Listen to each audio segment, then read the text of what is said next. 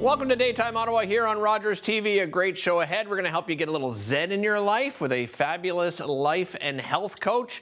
We're also going to talk TikTok on today's show. Now, I'm not on TikTok, but I see the videos like crazy. And one of the things that we're seeing quite a bit of outside of, those wonderful animal TikTok videos and people doing some crazy things is cleaning hacks. Some are good, some are bad. Molly Maid Canada will be here to tell us some of the good and bad, but we start off the show talking about Madahòkì Farm and what they have going on down there. I'm joined by Trina Mather-Simard from Indigenous Experiences. Welcome back to the show. Great to have you here, Trina.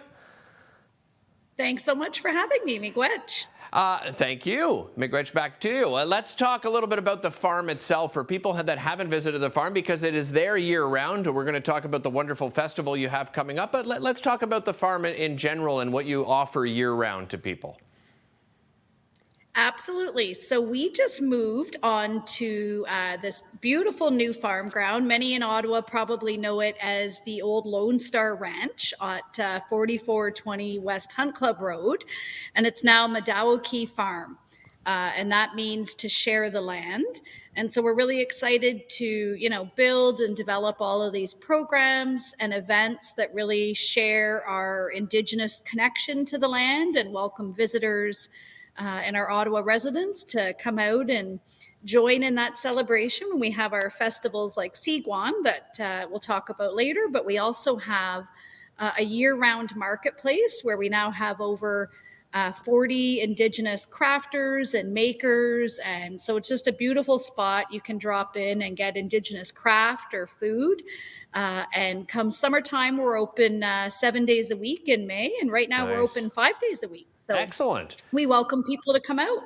Well, you teased that festival. It's coming up March 25th to the 27th. Tell us more about the Sigwan Festival and what you've got planned.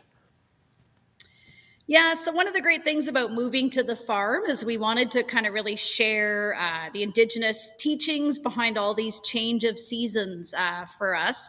And so Sigwan means early spring. One of the probably most popular Indigenous inventions or discoveries is maple syrup, which was harvested by our Anishinaabe community for thousands of years. And so we're really celebrating, all things spring and maple. We have a great Indigenous maple provider that we've created these bison maple glazed meatballs and traditional baked beans. And we're doing, the maple taffy. Demonstrating how we boiled down maple sap traditionally using our logs and antlers and stones.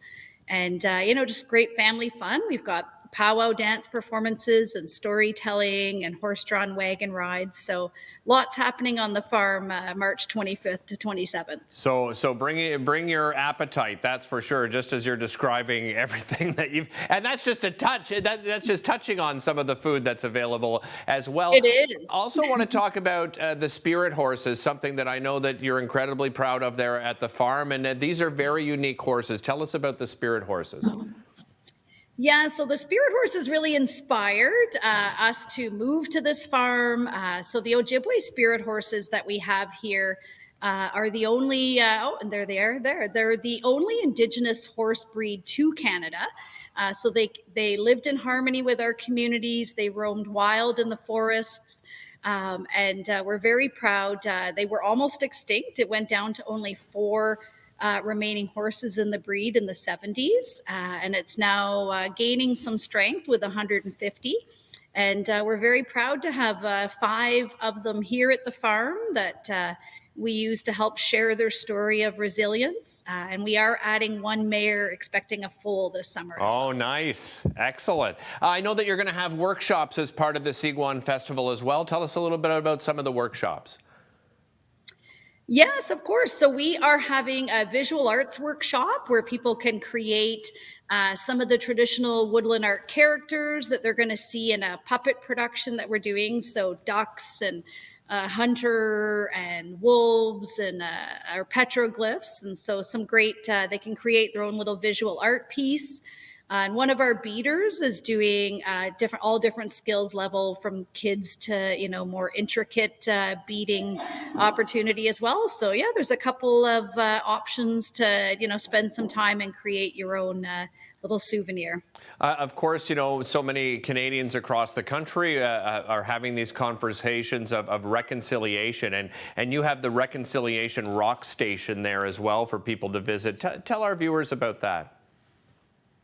We do, and I see some on the screen. I have a couple behind me here in the pavilion as well. So when we first moved to the farm in October, this was something we wanted to do, really just to kind of, I think, capture how Canadians were feeling, allow them to kind of, add their own message of reconciliation.